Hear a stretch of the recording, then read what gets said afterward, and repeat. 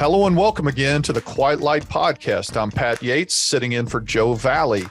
Today, I have an exciting episode. I'm really glad. I've been working on this for several months, trying to get it together. I have Shaina Weisinger from Repurpose House. She was a client of mine at Quiet Light, and she sold her business Repurpose House. Well, it's a while ago. It's probably been about 9 months to 10 months ago that she sold it to an Amazon aggregator called Carbon 6, who I'm very, very close with, and their CEO, Justin Cobb.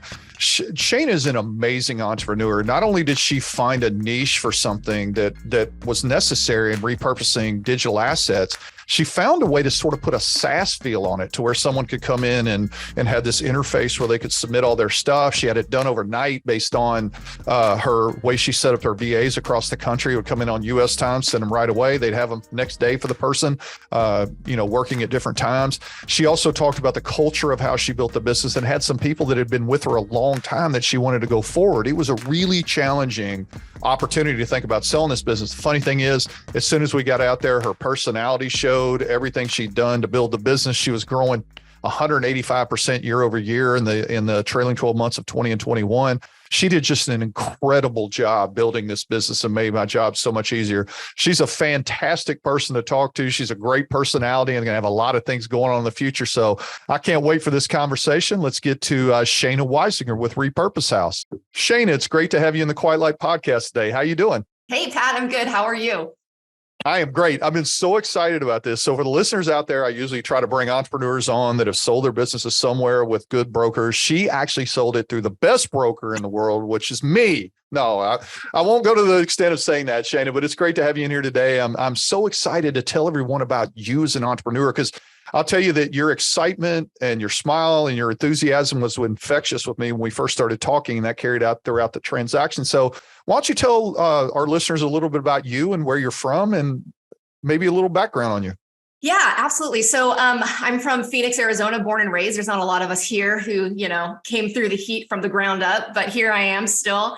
I've had an entrepreneurial kind of spirit since I was really young. I actually was running around with a video camera. I was the only person who knew how to use a video camera in my house when I was like 10, 11, 12 years old. And I made like little makeshift video editing booths in my parents' backyard. I would gather all the VCRs and, edit little like cuts and stuff like that. So I knew that media was in some way, shape, or form going to be a part of what I did.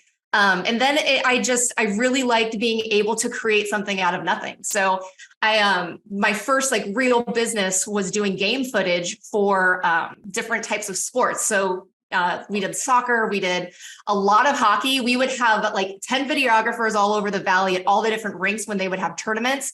And this was before you could like film on your cell phone. So I'm aging myself a little bit, right? You walked around with the physical camera. Physical cameras. And they were shooting on cards, but it wasn't film. But yes, I mean, still, it was very much earlier than you could use a phone.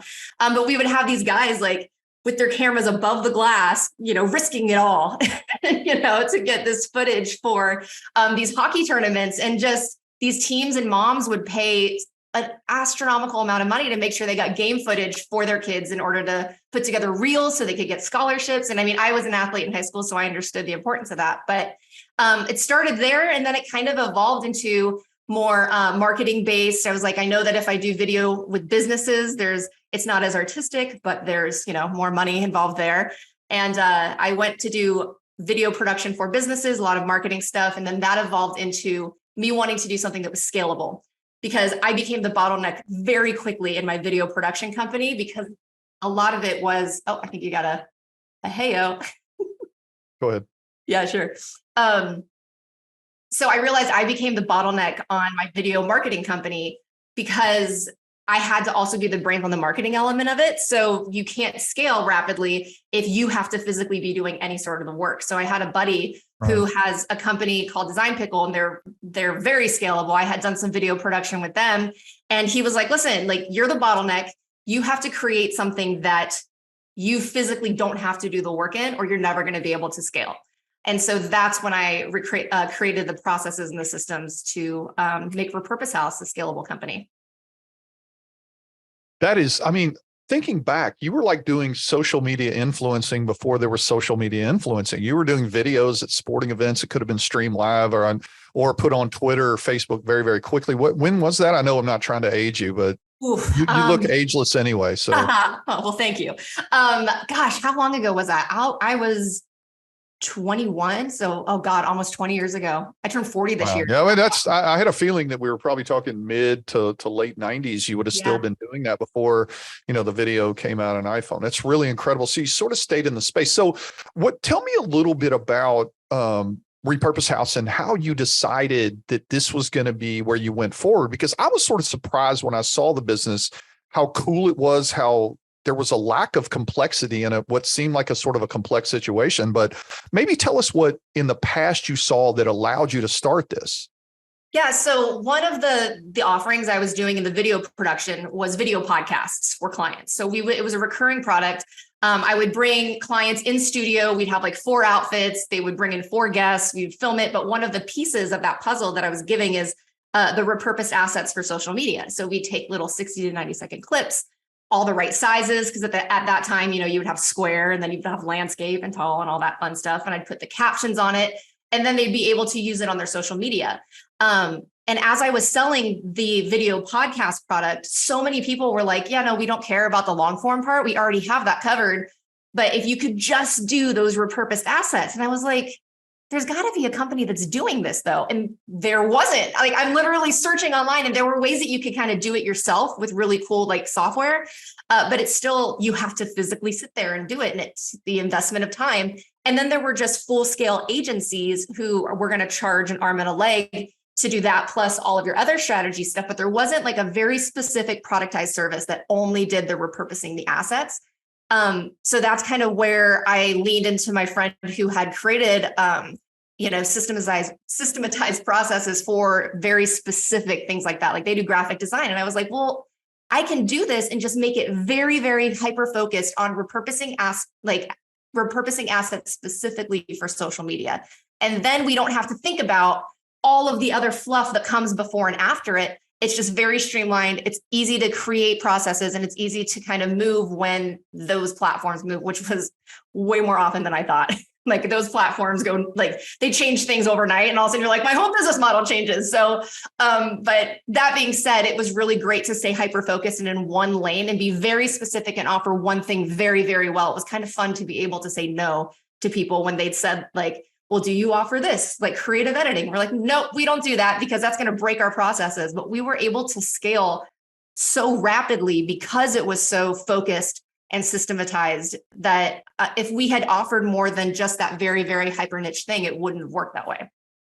Well, what's interesting, and again, we're with Shaina Weisinger with Repurpose House, a quiet light exit success story. And when I look at the business, and I got to rewind a little bit because we had a little bit of time here, one of the things that I was ultra impressed with, like when I think about a repurpose of an asset, I might send an email to a designer who would then do it with the image that I attached to the email. And it seems very archaic and not very smooth. But I remember that you had a process that made everyone feel much more comfortable, and a timing in that process that would promise something to a vendor. And then as we dove deeper, and I don't want you to go too far because we'll do it in layers, you had these teams of people internationally that were able to turn these things around like that. So tell me about how, because I think the real hidden thing that I loved about your business was you could have done it a lot less systems rich, I guess the best way to put it, but you decided to make it very rich from a system standpoint to make it easier for the consumer. So maybe talk about how you made that decision and how you implemented it.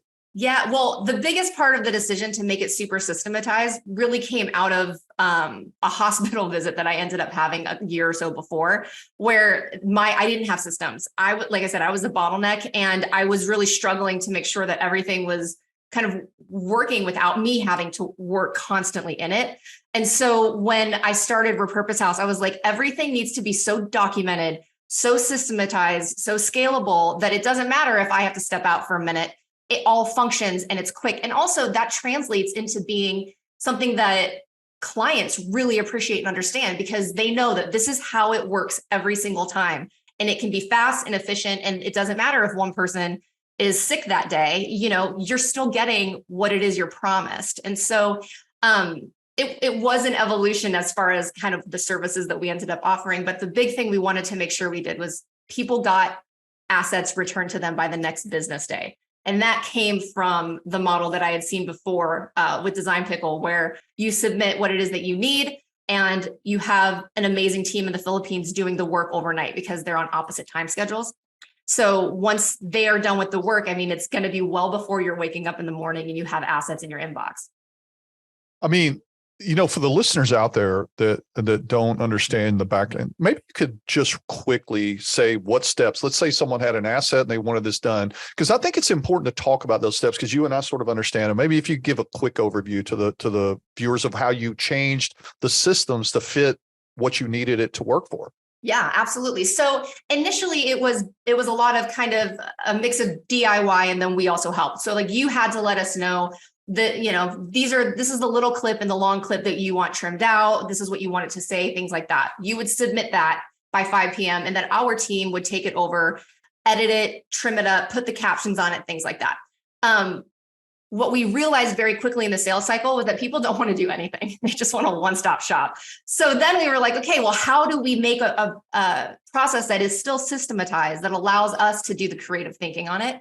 And that's where we created a service where we would actually go through all of the content for the client. So the client would have a Google Drive folder, or they would send us links to all of their content. They would have an onboarding process, which was the only part that was not fully systematized constantly, but we would have to know what their content looked like, their branding, their voice, things like that. And then all they had to do was point us to content one time, even if it's a Google Drive folder that's constantly populated. And then every day you have somebody on the team going through the content, finding the best pieces to repurpose, creating headlines, and then they are sending it to the actual team that then does all of the prettifying of it. They're going to cut it and they're going to caption it and things like that. So we had specialized teams to do all of the different aspects. So you don't just have one person who may be great at graphic design also trying to figure out what the best message in that hour-long podcast is. So it was really just honing in on everybody's special skills, making sure there's great communication and process. And then by, the next morning, you've got something sitting in your inbox. It's really amazing. And the reason that I asked that question, Shaina, is because I look back at your numbers to kind of understand, and I'm not necessarily going to give the exact numbers. It's not fair to Shaina, but I can tell you that anyone out there listening that thinks about how you become customer centric is the best way I can put it, of what she did with relation to how she could operate her business. How could she went from the standpoint of, it's not how easy it is on me, at least I think this, it's how easy I can make it on the customer. And the results of that, where she basically almost quadrupled the business trailing 12 months from 2019 to 2020 versus 2020 to 2021. And when I looked it up, you had 6 months over 200% growth from year over year, of 6 months out of the 12. And then the others, the lowest was 103%, an average of 182% growth for that year, which is absolutely astounding. And the only way you can do it is to be really smart, really lean, and get to the customer's needs. And I think that's really what you did. You should be commended on that. So let's take a step forward. You're sitting around, you're killing it. You've got other things you're going to work on too. You're trying to renovate a house. You got all these things going on. And at one point, I think you might've said that you were dealing with some health things and you had some other family things going on. You had a lot going on. What made you decide that I don't want to do Repurpose House anymore? I want to go sell it and I want to move on to my next thing. Yeah, there were two main factors for me. One of them was I was dealing with a pretty drastic health kind of situation. A lot of doctors couldn't figure out what was wrong with me. I was immobile in bed. I had all of these autoimmune things just randomly starting to happen to me. I've, every test and scan known to man, and it was scary. I had to spend a lot of time kind of in Google land, just trying to figure out things that these doctors couldn't figure out for me. So that played a big role in changing my perspective on what I wanted to focus my time and my energy on moving forward once I felt well. The other part of it was that Sarah, who was my COO, she's now the CEO over at Repurpose House. Her and I went into it just building something. Like, we don't have specialized training in, Google ads and funnels and any of that. We were just like, this could be really cool. Let's see what we can do with it. And so we both knew that we had limitations on growth. At some point, we were going to hit a place where we either needed to bring in partnerships to be able to implement strategic pieces that we weren't well versed in, like funnels and ads and things like that. Like I could do, guerrilla marketing all day, but like I'm not an expert in AdWords and all of these things. And so we had hit a mark where we were like kind of getting stagnant in growth. We didn't really know exactly what we needed to do. And we needed to figure out whether or not we wanted to bring on partners, stay in it and still grow it, or if it was time to kind of pass it on to the next generation of people or a company that will be able to do what we want to happen within the company. And so for me at that time, because of the health stuff, and I knew I wanted to get into more of like a health and wellness kind of path, it just made a lot more sense to sell. And so that's kind of one of the forward foots that I put in. It was like, hey, there's room for growth. You've seen what we can do. Imagine what you could do if you were able to implement these things that we have no idea about. So I mean, it's really amazing because the more that I started thinking about it, I wanted to dive in and figure that out. For those people out there that own a business and are thinking about the right time to sell it, she just hit on so many things. Like we talk about it in speeches as well, that one day you're just going to wake up and either be tired to run the business or you think that you've gotten it as far as you can. It's hard for me to imagine an entrepreneur so humble that you grew 180% year over year, 1 year, then the next year you grew almost 30% on top of that, and decided it was time to sell. A lot of people think if I'm running it that good and I'm growing it, I'm the best, I'm going to be able to get over anything. And you had the ability to say, there are going to be headwinds and challenges that I can't navigate. I mean, that's amazing that you would sit and be able to think that your next move has to be going on from that. Did you go back at any point and regret that you did that? Or was it just you were committed and you're happy with that decision? I knew when the thought of getting on a stage and talking about repurposing content made me want to vom a little bit. It was probably time for a clean break. But that's not to say there wasn't some bittersweet moments during the transition and, having to say goodbye to people. I mean, a lot of our Filipino team was there from the very beginning. Like the first person I hired wasn't Sarah, it was Rachel. And she ended up being the head of our HR department in the Philippines. So I think that kind of stuff was hard to let go of. But as far as knowing that I made the right choice in exiting, I haven't looked back on that at all. Well, you touched on something, and I know we want to get to something about the sale a little bit, but talk a little bit about that. Because I remember you talking passionately. I have two entrepreneurs that talk passionately about building the right teams and culture via virtual stuff, not even people that are in their office every day, and all of them overseas. Another business I sold, Jimmy Chang, was called Way Basics. He talked about his culture that he built with his Filipino VAs, a lot like what you did. So maybe you could tell people what made you make that decision, because some people might have a nervousness about doing that, whether not. I mean, there could be a lot of reasons. It could be, that they just feel there might be barriers of communication and timing and things, but it really fit with your business, especially from a timing standpoint. So maybe talk about how you approach that. Yeah, I was absolutely wary of hiring overseas prior to going to the Philippines to film people for another company. So I mean, I completely understand the hesitation there, but I actually got the opportunity to go to the Philippines as a videographer to create recruiting videos for another company that was scaling in the Philippines. And just filming these employees talk about how the opportunity that they had at that company to live a normal day-to-day life with an 8 to 5 with like their benefits, like a health insurance kind of option. They don't have to work weekends. And the biggest thing for them was that they didn't have to have this gig mentality and wonder where their next paycheck was going to come from every week on Fiverr or whatever. Like I was in tears in some of these interviews, like just hearing about the impact that this company had had on all of these folks' lives. And at that moment, I was like, I am 100% committed to Philippines as a major place for great talent. And there's incredible talent. So it took an actual trip to the Philippines for me to get to that place.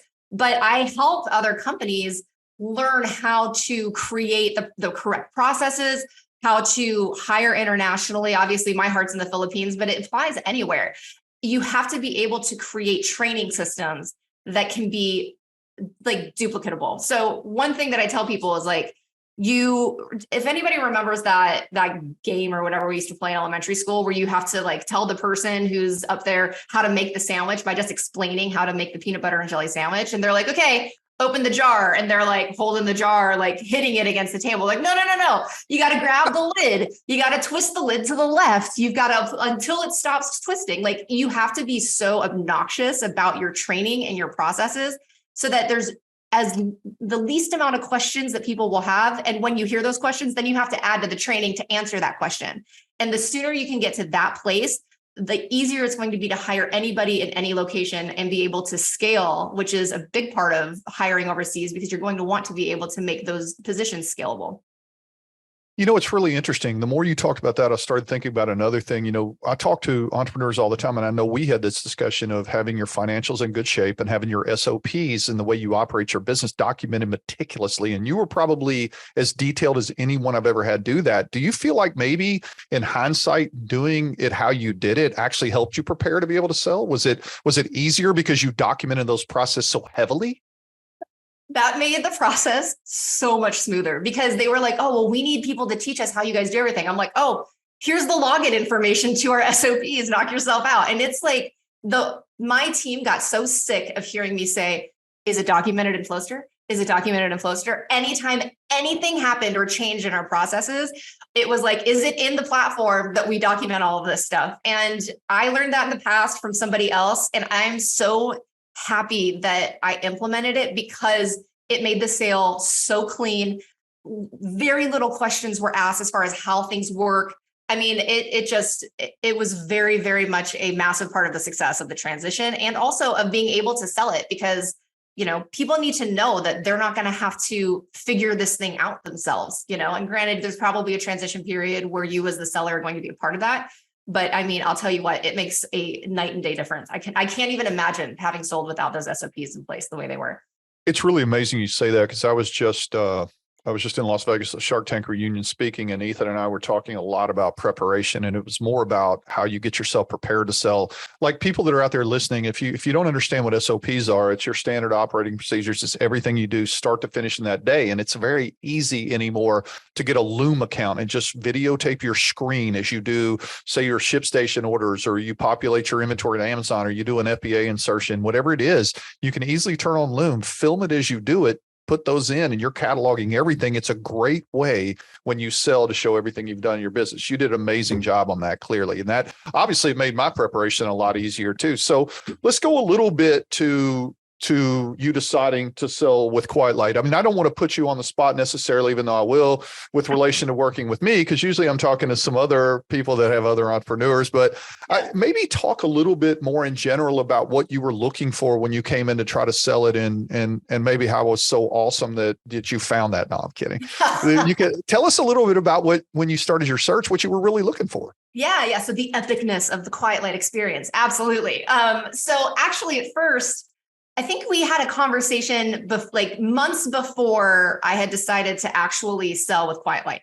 I had a mentor that I had spoken with about just the possibility of selling. It was like just before I was kind of toying with it. And he was like, it's a great time to do it right now. I'm like, okay, well, I don't even know what it's worth. I don't even know how to get a valuation. So I had interviewed a handful of brokers, Pat included, and just kind of to get just an idea of what this whole thing was about, because I had no idea. Like I didn't even think that selling was really an option until this mentor said it. And then I had somebody who was kind of like a partner of ours. They are a similar business model, but in content writing. And we had been doing some like cross promotion, and we had a conversation with them about like, hey, just so you know, we're not putting focus into the partnership right now because we're contemplating selling. We're getting everything prepped for that. And they had expressed an interest in acquiring the business. I was like, okay, well, that's interesting. I don't need to do the broker thing. You know, there's fees attached to that. I may make a little extra money, this and that. And to say the least, it turned into a massive shit show. So it was the things you don't know, you just don't know when you're trying to sell, right? And like I had to stumble through that in my own way.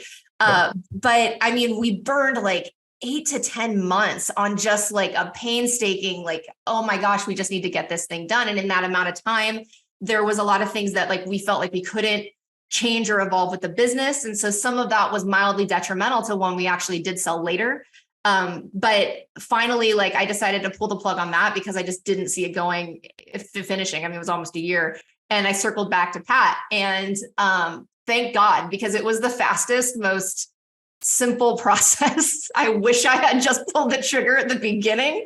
I would have saved myself a whole year of madness. But it's really just comes down to the whole, like, you don't know what you don't know. Also, the types of buyers, I think, brought to the table were just so much more quality. I mean, instead of going from mom and pop shop, which sometimes that is a great way to be acquired, I'm certain of it. But just the pool of buyers that are brought to the table is just so much different. And then the process is so much different. I should have done it from the get-go. Well, it's great that you say that. And obviously, I appreciate that. I try to make my process in Quiet Lights as good as possible. We have 14 amazing advisors, of which are way smarter than me. But, we've come up with some pretty good processes and pretty good buyers. Again, we're talking with Shaina Weisinger from Repurpose House, one of my clients that sold. So in hindsight, are there things that in preparation that you think, if I'd have just done this, it'd have gone a little bit smoother? Or do you feel like it went as smooth as you could? When people are preparing, what are they missing other than SOPs, making sure their financials are tight and that they're growing at 200% a year like you were? Mild details, right?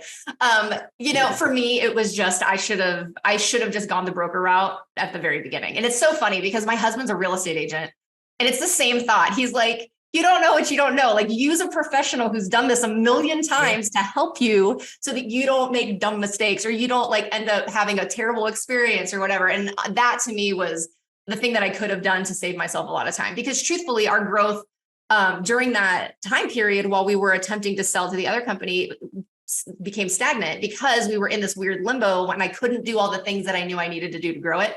So in hindsight, had I sold at the beginning, likely it would have been for a higher dollar amount, but it is what it is at this point. Like, I'm thrilled with how it worked out. We actually ended up in a baby bidding war, which was really exciting and unexpected. So that's cool. Yeah. But as far outside of just use a broker, I would probably say, yes, the SOPs are a massive part of it. Have all of your financials documented and kind of know what you want your exit plan to look like. I was in a really unique situation where Sarah, my COO, chose to move forward, but I didn't want to move forward. And that's not normal. Like, I wanted to be outside of the business. I didn't want to continue for 6 months to a year.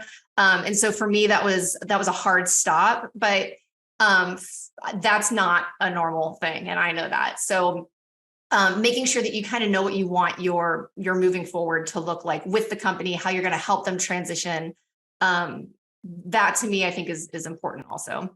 Well, I think you struck on something that's really important. I think that I wouldn't diminish the value of, especially Sarah, going forward in this deal. It's funny because when I talk to my clients, I'm like, they say, well, what kind of deal do I have to take? I'm like, you don't take anything. I can bring you 5 offers. You decide you don't want them. We walk on to the 6, because this is not about Quiet Light. It's not about Pat Yates. It's about you. And when we talked about that, we wanted to achieve certain goals, which was to move Sarah along if possible. And we wanted to make sure we got the price she did. The funny thing is we got all of them. And then she was able to go on. And now, as people don't realize, transitioning a business is always hard. Implementing a business is always hard. When you don't have the owner that goes forward, there's always things that changes. When they've got bought, I'm sure they've had challenges as well. But Sarah being the CEO of that now is really got to be something you're sort of proud of, because you ran the company and now she's running it as your right hand. They took her forward. That's a goal if someone wants to have it that we just keep looking for. I mean, that had to be pretty exciting, even if it wasn't easy for her, correct? Yeah, I mean, to see her kind of take it on and be able to lead the team and give them a sense of like, we're not being abandoned, if you will, like that to me was really a huge positive in the transition, because if both of us left, which was actually the original intention, she wanted to move on to other things too. I just feel like it would have not been as great for the team that we've been so supportive of. And that was like, culture was such a big part of our past that I'm so thrilled that Sarah got a chance to go in there to really lead. Also, she got kind of her dues on the amount of work that she did to create this company with me, so it was really cool to see her take the helm of it. And one thing that she has passionate goals about are supporting second in commands, actually. So she wants to help support COOs and director of operations. She's a very operational minded person. So it's been interesting to have conversations with her where now she's had an opportunity to be in the CEO seat. And she's like, I would teach people totally differently now, knowing how both sides work, because being just the COO, you're not thinking about all the CEO stuff. So she's like, now I can have a more vast and well-rounded training on my second in commands, because I understand what it's like to be the person they have to communicate with all the time. So I was like, that's pretty cool too. Yeah, it's also a big thing. Sarah may have other things. I mean, she's a sweet young lady that she may have other things she does in her career. To jump from someone that was a right hand to a CEO of a company is a big resume builder. It's a heck of an opportunity for her, no matter how it turns out. So I guess in hindsight, let's just what's next for Shaina? What are you working on? You sold a business. Now you got to decide. You said you were renovating a house. It looks like you're in there with a bunch of guitars and boom boxes clearly, but it's, I know it looks great. So what's next for you? Thanks. Yeah. So as stated before, I really wanted to get into health and wellness, it kind of into a way where I can help offer answers to other people who have had similar struggles, where they like have questions about their health, or they're confused about products that have toxics. Like everything we use is toxic, which is so infuriating. And it's really difficult to do all of this research to find out like what's good for us, what's actually bad for us that we thought was good for us. Like alternative healing methods and stuff like that. So it kind of came in the form of my cousin and I have been talking for a really long time about creating an event. And so we have an event happening in February of 2024, and it's geared towards women aged 30 to 45. And it's all alternative healing, spirituality, wellness, fitness, diet, that kind of stuff. And it's got a cool vendor experience where we vet all of these companies where we're like, no, there's not trash in these products. You can actually show up and be excited that it's already been vetted for you. And there's like a physical component too. So it's like multiple tracks. It's funny because a lot of these wellness or like spiritual conferences are like real woo-woo. And I'm like, I don't want to, I'm going to run it like a marketing conference. So it's going to have like multiple tracks with speakers on different topics, and one room that's all classes all day long of like yoga, Pilates, different studios in the area. And we're having it in Scottsdale. So that's just kind of the one passion thing that I'm working on. And then that will branch off into like more immersive experiences. So like taking a group of 20 to Tulum to do a really curated trip and doing those throughout the year as well. That's incredible. You know, I know it's not about the sale, but I'd love to have you back. At worst case, if the listeners out there want to understand about Shaina's thing, you may not even have a site launch. We'll tag the podcast episode. We'll add that there whenever you have a site ready. If someone wants to check out your new stuff, that'd be great. Yeah, it's all ready and rocking. So elevate2024.com. That's where you. There you go. Elevate2024.com. I love that. Thanks. So any other final things, any thoughts, reflections, anything that you would want to add? You know, I think that the biggest hurdle for me personally to get over was that I had invested, especially like as an entrepreneur, you invest your heart into the business that you're creating, especially if it's the first one that you've really seen success with. And it's okay to change gears. Like it's okay to say, you know what, I really enjoyed this experience. It was fun to build something. But be gracious with yourself and saying like, but this time in my life is changing, and it's okay to transition. It's okay to sell. And that was something I battled with, because I was like, but this has been who I've been for 5 years. I've been in marketing for 10 years. I've been video in some aspect for so long that to just make the decision to just completely transition was difficult. But honestly, it was the best thing that I could have done for myself. And I can guarantee you that other business owners will struggle with that in their choice to be acquired or to sell or to partner. And that's something that just know, like if you're feeling led that there's time for change, just do it. It's okay. You'll find the new identity. You'll be great at it, and you can start building again. And building is why we entrepreneurs do it. Sometimes it's fun to build. So that's absolutely amazing. I mean, you were a model client. Just for the people out there, Shaina made it so easy on me. Her financials are in great shape. Her SOPs are amazing. Obviously, you can see she's a great interview that bred confidence in any buyer. Sometimes you have to have the right things in the right place to be able to make this happen.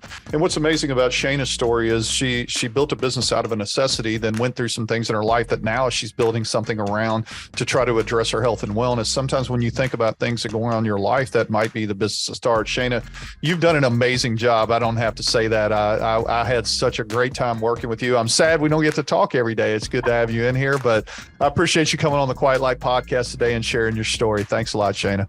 Awesome. Thanks, Pat.